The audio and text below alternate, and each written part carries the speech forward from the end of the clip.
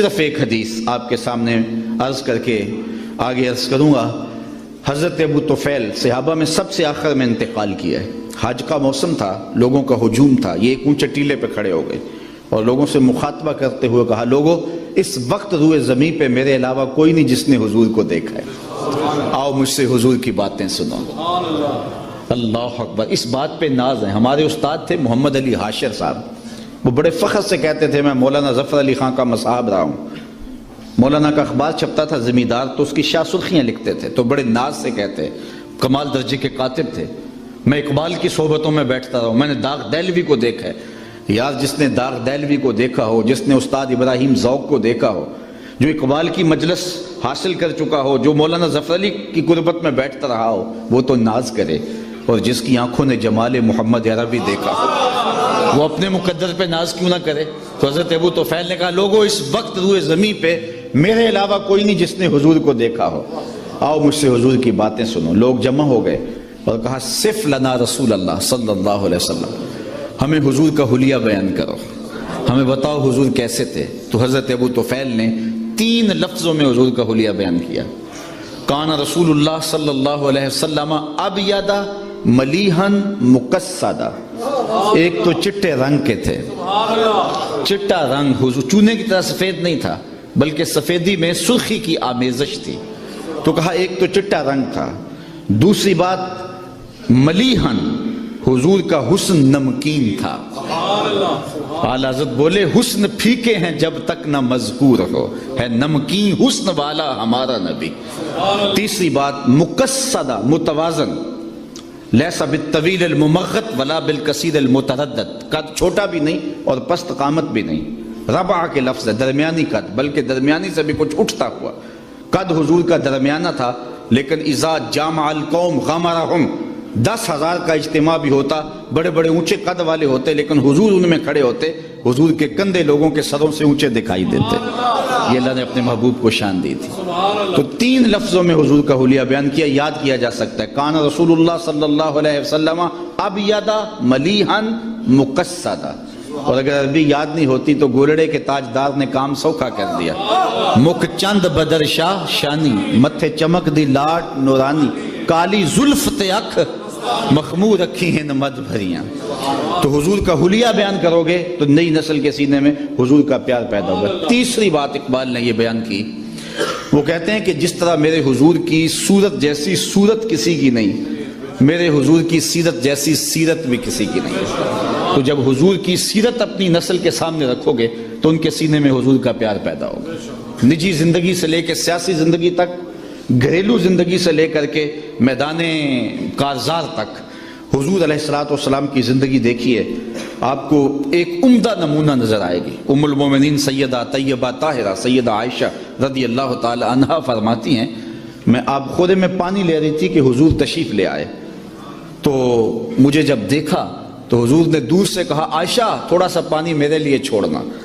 تو فرماتی ہیں میں نے پانی چھوڑ دیا، حضور نے میرے ہاتھ سے آب خورا لے لیا، پانی پینے لگے تو پھر رک گئے اور مجھ سے مخاطب ہوتے ہوئے کہا، عائشہ ذرا بتانا تم نے ہونٹ کہاں لگائے تھے؟ مجھے بتاؤ اگر شوہر کا رویہ بیوی کے ساتھ یہ ہوگا تو گھر جنت کا ٹکڑا بنے گا یا کہ نہیں بنے گا؟ کسی زمانے میں ایک غیر مسلم نے اسلام قبول کیا تو اسے پوچھا گیا کہ اسلام کی کس قدر نے تجھے متاثر کیا ہے؟ تو وہ بولا، سیرت کا صرف ایک واقعہ میری ہدایت کا سبب بن گیا۔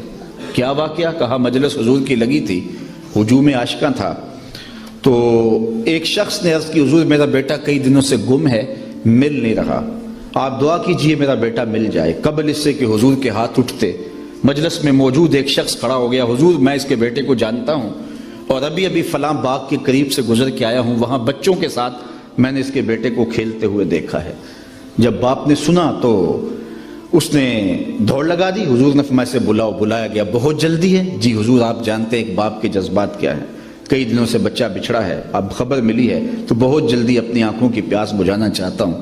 ماں الگ تڑپ رہی ہے، کئی دنوں سے اس نے کچھ کھایا نہیں، کچھ پیا نہیں، میں چاہتا ہوں کہ بہت جلد اسے ملوں اور سینے کو قرار ملے۔ فرمایا ضرور جاؤ، میں تجھے روکتا نہیں، روکنے کے لیے بلایا بھی نہیں، لیکن میری ایک بات سنتے جانا کہ جب تم باغ کے کنارے جاؤ اور بچوں کے ساتھ اپنے بچے کو کھیلتا ہوا دیکھ لو تو اسے بیٹا بیٹا کہہ کے آوازیں نہ دینے لگ جانا، اس کا جو نام رکھا ہے اس نام سے پکارنا.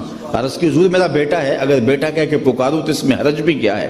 فرمایا تم کئی دنوں سے بچھڑے ہو, تمہارے لہجے میں بلا کا رس ہوگا, اور تم نہیں جانتے, ہو سکتا ہے کھیلنے والوں میں کوئی یتیم بھی کھیل رہا ہو, اور جب تم اپنے بیٹے کو بیٹا کہہ کے پکارو گے تو یتیم کا دل, چھریاں اس پہ چلیں گی, آج میرا باپ ہوتا تو مجھے بھی بیٹا کہہ کے پکارتا. کہا یہ شوق گھر جا کے پورا کر لینا. یہ ہماری شریعت کا مزاج ہے کہ بیوہ کے سامنے اپنی بیوی سے پیار نہ کرو, غریب کے سامنے اپنی دولت کی نمائش نہ کرو, بلکہ میرے حضور نے یہاں تک فرمایا اپنے گوشت کی خوشبو سے غریب ہمسائے کو تکلیف نہ دو.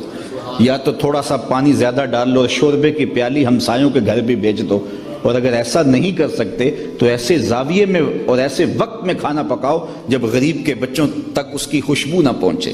اگر غریب اور مزدور کے بچے ضد کر بیٹھے اور وہ ضد پوری کر نہ سکا تو ان بلکتے ہوئے بچوں کے آنسو کون پوچھے گا؟ وہ کیا کسی نے کہا تھا نا, دوپہر کو سلا دیتی ہے بچوں کو وہ اس ڈر سے, دوپہر کو سلا دیتی ہے بچوں کو وہ اس ڈر سے, گلی میں پھر کھلونے بیچنے والا نہ آ جائے. تو حضور کی سیرت جب میرے سامنے رکھی گئی کہ حضور علیہ السلام لوگوں کی نزاکت قلبیہ کا اتنا لحاظ رکھتے ہیں, تو مجھے چارہ نہ رہا کہ اس نبی کا غلام بن جاؤں. تو حضور کی سیرت جب سامنے رکھو گے تو لازمی نتیجہ یہ ہے کہ ان کے سینے میں حضور کا پیار پیدا ہوگا. آخری بات وہ یہ کہ حضور کے فضائل و مناقب بیان کرو. میں فرقہ واریت پر لعنت بھیجتا ہوں, لیکن میں آپ سے انصاف کی بھیک مانگتا ہوں. اگر یہ آپ اپنی اولاد کو یا کوئی کہے کہ نبی دیوار کے پیچھے نہیں جانتا تو مجھے بتاؤ کہ کیا اولاد آج نہیں تو کل پوچھے گی نہیں کہ آج جدید ٹیکنالوجی کے ذریعے سے پہاڑوں کی رگوں میں سونا کہاں پایا جاتا ہے یہ بھی دیکھا جا سکتا ہے, زمین کی تہوں میں تیل کہاں ہے یہ دیکھا جا سکتا ہے, اور نبی دیوار کے پیچھے بھی نہیں جانتا. سائنس آگے چلی گئی, نبی بہت پیچھے رہ گیا. تو نئی نسل کو بتائیں گے یہ کسی نے اندھیرے میں بیٹھ کے لکھا ہے. باقی رہی بات نبی کی, نبی تو نبی رہا, نبی کا غلام حضرت عمر رضی اللہ تعالیٰ عنہ منبر پہ جلوہ فراز ہوتا ہے, اور دیوار نہیں, راستے میں کئی پہاڑ ہیں, 1 مہینے کی مسافت ہے, نہامد میں جنگ ہو رہی ہے. حضرت ساریہ پہاڑ چھوڑ کے آگے بڑھنے لگے, یہیں سے آواز دیتے ہیں یا ساریہ الجبل, اے ساریہ پہاڑ نہیں چھوڑنا, یہ شان ہے خدمت گاروں کی, سرکار کا عالم کیا ہو. اگر اولاد کو یہ کہیں اور یہ سبق دیا جائے کہ نبی کسی چیز کا اختیار نہیں رکھتا تو مجھے بتائیے کہ کیا اولاد پوچھے گی نہیں؟ آج انسانی اختیارات تو آسمان کی بلندیوں کو چھو رہے ہیں, ایٹم کا کلیجہ شک کیا جا چکا ہے, چاند کی چھاتی رونگی جا چکی ہے, مریخ کے سفر کی تیاریاں ہیں, آج پوری دنیا گلوبل ولیج بن گئی ہے, آج جو ہے وہ پانیوں کو اور ہواؤں کو مسخر کر لیا گیا ہے, اور نبی کسی چیز کا اختیار نہیں رکھتا.